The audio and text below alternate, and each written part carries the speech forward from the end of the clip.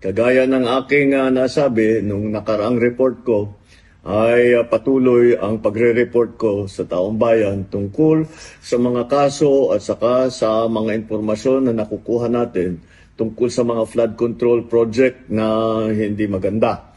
At kaya ngayon ay nais kong ipalaman sa ating mga kababayan na ang ICI at saka ang DPWH ay lahat ng nakuha nila na impormasyon ay ire-refer, ibibigay na sa ombudsman para imbestigahan ng ombudsman. Ito ay tungkol sa mga impormasyon ng dating Speaker Martin Romualdez at saka ni Saldico. Pag nakita lahat ng ebidensya, baka mag-file ng kaso ng plunder o anti-graft o indirect bribery. Malakas naman ang loob natin na yung ombudsman, ang ginagawa lamang ay sumusunod sa ebidensya.